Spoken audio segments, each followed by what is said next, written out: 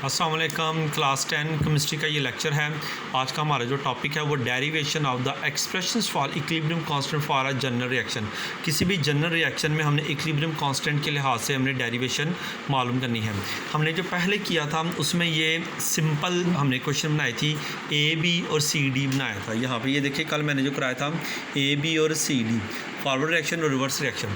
लेकिन इसके अंदर हमने इसके साथ इसकी मिकदार लगा दी, यानी small A small B capital B small C small D capital D. ये जो ए और स्मॉल बी स्मॉल सी और स्मॉल डी हैं, ये समझे इनकी अमाउंट है। फ़र्ज़ किया हमने इस रिएक्शन में ये बताया कि 1 किलो का ये तो आगे 1 किलो का ये बन गया। लेकिन यहाँ पे फ़र्ज़ करते हैं कि 2 किलो का ये, 3 किलो का ये, तो 3 किलो ये और 2 किलो ये बन गया। तो ये साथ ए और बी इनके मिकदार को जो है ना वो शो करते हैं। तो ये जो मिकदार है ये हमेशा ऊपर पावर में आएगी। यहाँ बाहर की तरफ जो कुछ लिखा होगा, यहाँ जो कुछ लिखा होगा ना इसके नीचे वो नहीं, बल्कि इसके बाहर जो लिखा होगा वो इसकी पावर बन जाएगी। तो सबसे पहले ए और बी ये फॉरवर्ड रिएक्शन में सी और डी बना रहे हैं। तो ये दोनों फॉरवर्ड रिएक्शन में, तो rate of forward reaction R of directly proportion, capital A ऊपर इसके स्मॉल ए आ जाएगा, कैपिटल बी ऊपर इसके स्मॉल बी आ जाएगा।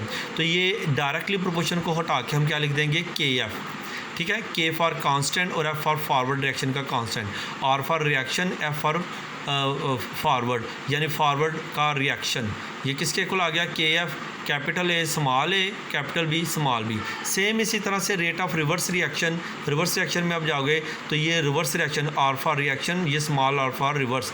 ये डायरेक्ट इक्वेशन सी और डी क्या आएगा, ये डायरेक्ट इक्वेशन हटा के हम कांस्टेंट लगाएंगे, जिसे हम रिवर्स रिएक्शन का कांस्टेंट कहते हैं। सी और डी इसके साथ ही आएगा। लेकिन अब हमने पढ़ा हुआ है कि हमेशा किसी भी इक्विलिब्रियम कांस्टेंट में रेट ऑफ फॉरवर्ड रिएक्शन हमेशा इक्वल होता है रेट ऑफ रिवर्स रिएक्शन के। तो रेट ऑफ फॉरवर्ड रिएक्शन की जगह पे हम ये लिख देंगे के एफ ए बी और इसकी जगह पे के आर सी और डी लिख देंगे।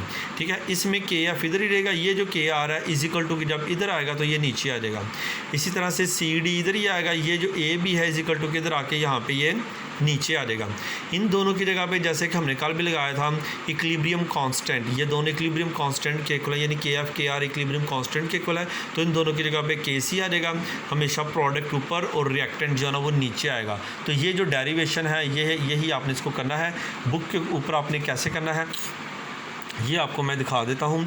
तो पेज नंबर 7 के ऊपर सबसे पहले आपने यहाँ से लेके इधर तक करना है, फिर पेज नंबर 8 के ऊपर आपने आ जाना है। तो पेज नंबर 8 के ऊपर आपने यहाँ से लेके लेटस फर्स्ट से लेके तो ये यहाँ तक, ठीक है। इसके अंदर ये जो लिखी हुई है ना इंग्लिश वगैरह, तो ये लिखी है कि उसके डायरेक्टली प्रोपोर्शन है, जिसका मोलर कंसंट्रेशन है। तो फिर उसी तरह से आपने ये लिख देना यहाँ तक। तो ये बहुत इजी सा है, मुश्किल नहीं है। और पेपर में ये काफ़ी दफ़ा बोर्ड में ये क्वेश्चन आया है लॉन्ग, और बोर्ड में आया है असल क्वेश्चन ऐसे आता है कि defined law of mass action and also drive the expression for equilibrium constant for general reaction. तो इसमें आपने ये डेफिनेशन करके तो ये वाला जो लॉन्ग है ये इसके साथ लिखना है। लेकिन अगर सिर्फ explain the law of mass action आए लॉन्ग में तो आपने यहाँ से लेके तो ये यहाँ तक करना है।